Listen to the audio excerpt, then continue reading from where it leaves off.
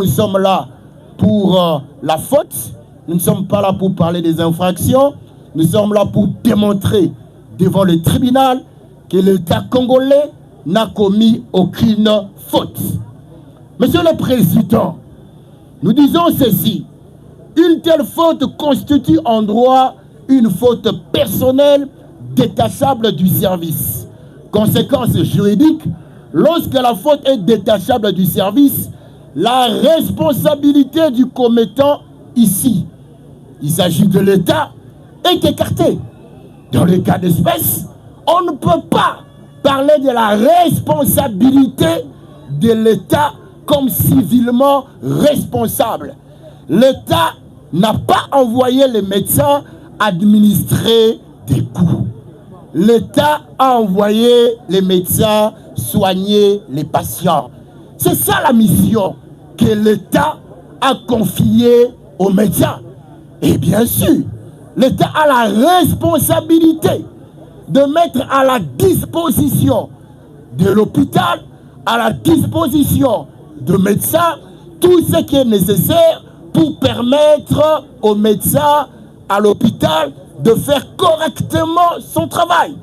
Ce qui est le cas dans le cadre de l'hôpital de référence de Kinkole, où nous affirmons haut et fort que l'État n'a commis aucune faute. Et l'État a mis tout à la disposition de l'hôpital général de référence de Kinkole. Voilà pourquoi, sans crainte d'être contredit, nous disons ceci, cette faute est détachable du service. La responsabilité du commettant, ici bien entendu l'État, est écartée. Seule la responsabilité personnelle de l'auteur est engagée. Voilà pourquoi, Monsieur le Président, sur l'inapplicabilité de la responsabilité du fait d'autrui, prévue par l'article 259, pour que cette responsabilité pour fait d'autrui, pour que cette responsabilité puisse s'appliquer, l'agent doit agir dans le cadre de ses fonctions. L'agent doit agir dans le cadre de ses fonctions. Je vais donner un exemple. Je vais parler d'un magistrat qui va, de son propre chef, commettre ses infractions, outrepassant le cadre légal de son pouvoir, et venir par après soutenir que, parce que je suis magistrat, l'État congolais doit répondre de mes actes. Non, l'État congolais ne peut répondre des actes que si ces actes ont été accomplis dans le cadre de la mission vous confiée par l'État congolais. Donc, nous disons ceci, l'agent doit agir dans le cadre de ses fonctions et sans excéder les limites normales de celles-ci. Or, dans le cas d'espèce, nous avons tous constaté que le médecin, que ce soit les experts, que ce soit le médecin lui-même, tout le monde est conscient que le médecin est allé au-delà. C'est vrai, le médecin a évoqué les raisons pour lesquelles il est allé au-delà. Mais nous, l'État congolais, nous disons, nous n'avons jamais... Il y a un cadre légal qu'il faut respecter. Le médecin n'a pas respecté ce cadre légal. Il a agi par excès. Il a agi par excès de zèle, par excès de pouvoir. Et cela ne nous engage pas, Monsieur le Président. Nous disons ceci. Le médecin est allé au-delà des limites normales. Or, au-delà des limites normales de celles-ci. Or, en l'espèce, le médecin a agi en dehors de tout cadre légal et professionnel. On nous a lu la loi, on nous a parlé de la déontologie des médecins, on nous a parlé des outils, de temps par rapport à la profession de médecin. Lui-même, le médecin est conscient qu'il est allé au-delà. Voilà pourquoi il évoque l'état de nécessité. Mais nous, l'État congolais, Monsieur le Premier Président, Monsieur le Président, nous disons ceci, qu'il est allé au-delà des missions que nous lui avons confiées. Son acte ne peut être considéré comme un acte de service. Nous ne pouvons pas considérer cet acte comme étant un acte de service. Il constitue une dérive individuelle, imprévisible et injustifiable. C'est une dérive. C'est un excès de pouvoir que nous ne pouvons pas justifier. Raison pour laquelle vous avez constaté que les autorités, le gouvernement de la République, le ministère des tutelles, tout le monde n'a pas appuyé, tout le monde n'a pas encouragé son acte. Voilà pourquoi nous disons que cet acte est une dérive individuelle, imprévisible et injustifiable. Donc, il y a rupture du lien entre le service et l'État. Il y a rupture. Nous n'avons jamais envoyé des médecins aller au-delà du cadre légal. Nous envoyons les médecins pour agir, pour se conformer dans ce qui est prescrit par rapport à la déontologie de médecins. Par conséquent, nous sommes en train de chuter, Monsieur le Président. Par conséquent, la responsabilité de l'État ne peut être engagée sur le fondement du fait d'autrui.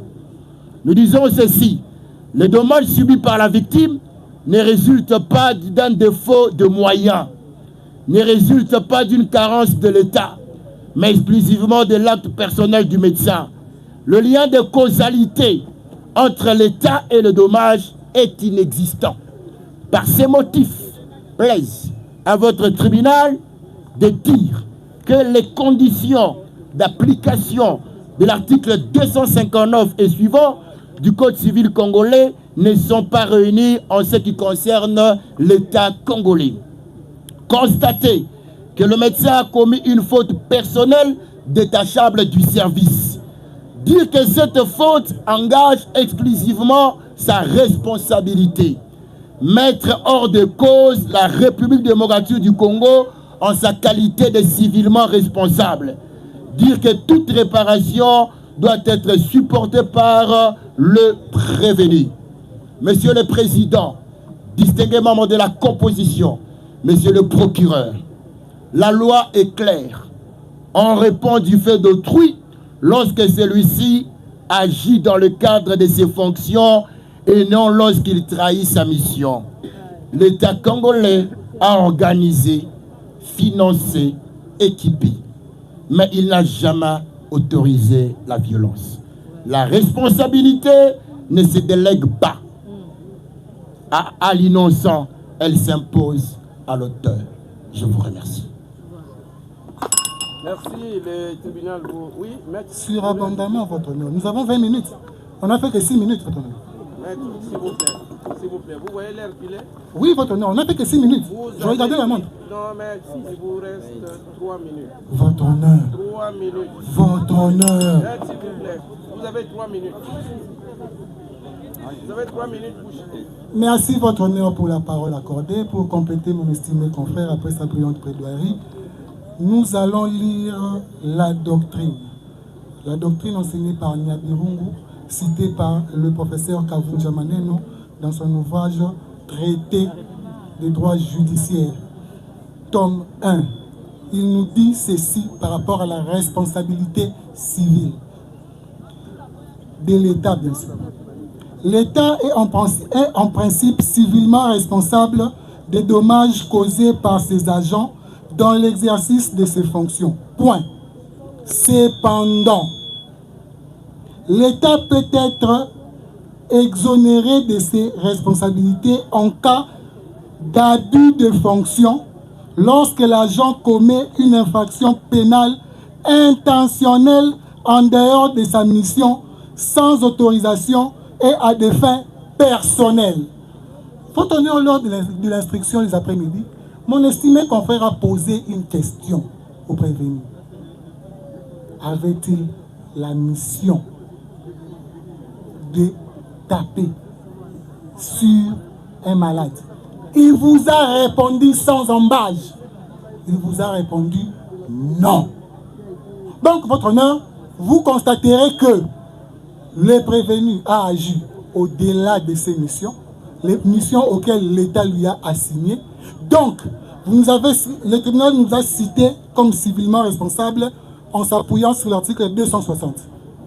Et dans ce cas sous examen, ce n'est pas l'article 260 du Code civil libre 3 qui sera d'application, mais l'article 258. Parce que dans ces cas, les prévenus engagent sa responsabilité et pénale ainsi que civile. Nous avons dit sous réserve de nous faire compléter par notre secrétaire. Allez, maître, vous avez 1 minute. Merci, Votre Honneur, c'est suffisant. Votre Honneur, la loi mère de notre pays, qui est la Constitution, dans son article 16, il nous dit ceci. La personne humaine est sacrée, l'État a l'obligation de le respecter et de le protéger. C'est ce que nous avons fait. Nous avons instauré un service administratif hospitalier qui fonctionne normalement, comme il se doit. Devant vous, nous avons posé la question à l'expert de savoir, et la question à la dame, de savoir si elle a été bien reçue et bien traitée. Elle a accepté.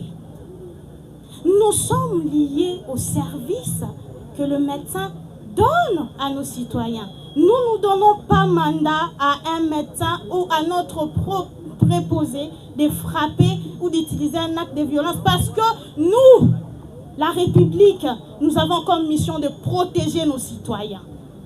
Et la Constitution nous le dit, clair et net.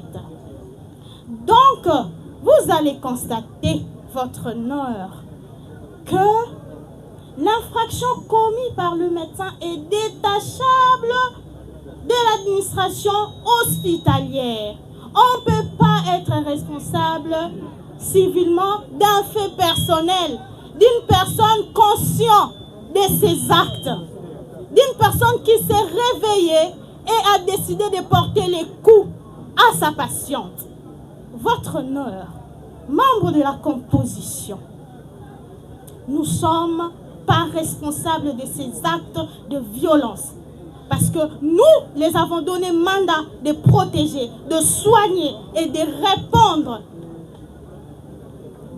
aux soins et à l'affection de la République. Nous sommes humiliés. Nous ne devons pas être tenus responsables. On nous cite ici, on nous a même, il y a eu même un clameur public quand je posais des questions. Votre Honneur, il y avait des hurlements. Votre Honneur, nous sommes humiliés, nous sommes insultés, nous sommes trahis par la personne que nous avons donné confiance. Et raison pour laquelle vous êtes là, pour rétablir cette confiance. L'État vous a mis là pour rétablir cette confiance. Alors, vous allez dire le droit. Vous allez nous détacher de toutes ces responsabilités civiles. Vous allez nous détacher de ça parce que nous ne sommes pas responsables. Je vous donne l'exemple. C'est pourquoi on dit l'éducation de base, ça commence par la maison. Et la République, l'État est là pour... L'État est là, Votre Honneur. S'il vous plaît. Personne ne mettra le mot dans ma bouche. Maître, vous pouvez retirer. Je défends mon pays. S'il vous plaît, maître. Je défends mon pays. Et ça n'engage que... Oui, maître, il vous plaît de retirer et de chuter. Vous aviez 1 minute. En chutant, Votre Honneur. J'aime mon pays. Maître, votre attention, s'il vous plaît. Je vous lui ai demandé de retirer, ce n'est pas important. Votre Honneur, nous nous soumettons parce que nous avons le respect pour la Cour. S'il vous plaît, maître, ne retardez pas le temps. Par l'élégance de notre profession, je retire. Voilà, mais le message est passé. Votre Honneur, en chitance, nous appartenons tous à l'État.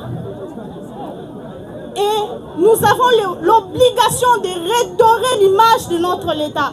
Parce que non seulement les fils nés de cette nation travaillent dur pour restaurer l'image de cet État, et nous se proposer, nous devons suivre son exemple. Nous avons dit, votre honneur. Merci, le tribunal vous remercie beaucoup. Vous êtes allé à 5 minutes. Bien, la parole est maintenant au conseil du prévenu. 25 minutes. Maître, s'il vous plaît, faites preuve de discipline. Hein?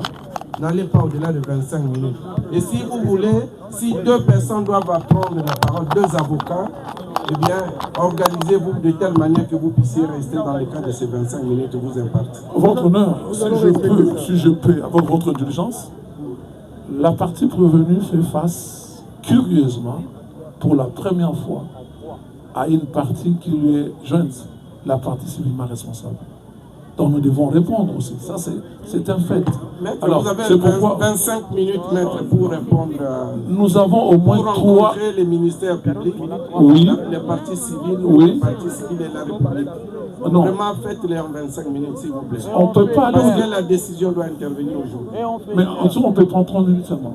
Non, maître, restez dans 25 minutes. 5 minutes, là, je sais que vous êtes professionnel. Vous allez vraiment respecter les timings qui vous imposent. Merci, Monsieur le Président, pour la parole. Monsieur le Président, distingués membres de la composition, je suis heureux de certains noms ici cités. Je vais commencer par la fin. Demain, mademoiselle Moya Dorcas va quitter l'hôpital. Elle va quitter l'hôpital, pourquoi? Parce qu'en arrivant au centre Diamant, tous les signes vitaux étaient stables. Il n'y a pas eu de signes des coups et blessures sur son corps. Son médecin, docteur Ilunga, par devant vous, vous a dit qu'on a pris soin d'elle que sur les soins complémentaires après les examens parce qu'elle avait une infection. À ce niveau, il y a lieu d'établir qu'il n'y a pas eu les effets, les conséquences des coups et blessures ou de la torture quelconque. Mais alors, qui est devant vous? Le ministère public nous a présenté un bandit. Le ministère public nous a présenté un criminel, un voyou. Et pourtant, c'est un père de famille, bien éduqué, dans une des meilleures écoles de ce pays, Collège Saint-Louis, de Kananga. Il a été le seul médecin envoyé par l'État congolais à Dimbelenge. Pendant le phénomène Kamwina Sapou, il est resté pendant 2 ans seul à l'hôpital pour soigner, pour sauver. Monsieur le Président, honoré membre de la composition, vous avez devant vous un sauveur de vie. Vous avez devant vous un héros. Vous avez devant vous un homme qui a donné, qui a sauvé 2 vies. Et à ce titre, Monsieur le Président, il mérite Matondo. Il mérite remerciement. Et c'est le nom du procureur devant moi. Matondo Balanganaï. Matondo Balanganaï. Monsieur le Président, Balanganaï c'est quoi? Comptez-vous. Qu'on compte, nous avons combien de médecins? Sur 120 millions de Congolais, nous avons 50 000 médecins. On n'a même pas un médecin sur 70 000. Ce nom doit être interpellateur. Balanganaï, comptez-vous les médecins, vous êtes à combien? Pour qu'on envoie ces garçons, ce jeune homme, ce père de famille, cet homme de Dieu, serviteur de son État, qu'on puisse l'envoyer en prison, qu'on le condamne. Qui va s'occuper de ces malades? Ces malades le cherchent, ces malades ont besoin de lui. Qu'est-ce qui est arrivé, Monsieur le Président? Il est 17h35. L'hôpital reçoit mademoiselle Moya Dorcas. Pour quelle raison? Abandonnée par l'hôpital des religieuses qui ont utilisé tous les moyens. Parce que ce sont des religieuses. Ce sont des femmes de Dieu.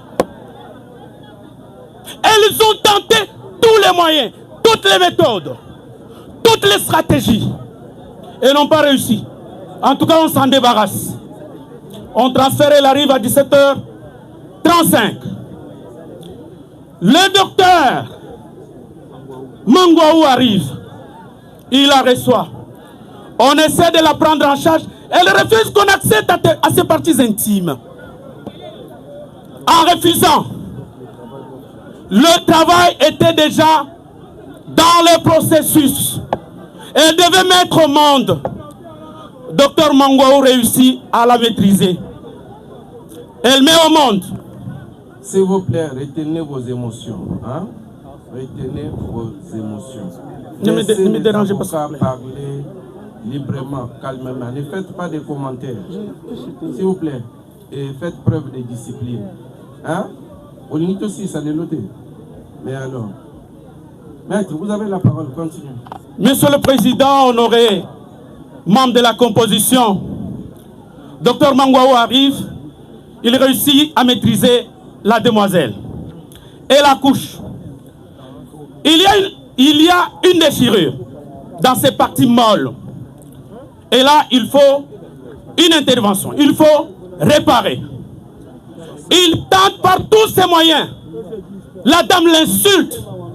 Mon éducation ne me permet pas de reprendre les insultes qu'elle a proférées contre Dr Mangwaou. Et elle prend son pied. Il a mis sur la tête du docteur. Il lui asperge le sang. Le docteur est couvert du sang. Sa blouse est imbibée. Et le liquide amniotique bloque sa vue.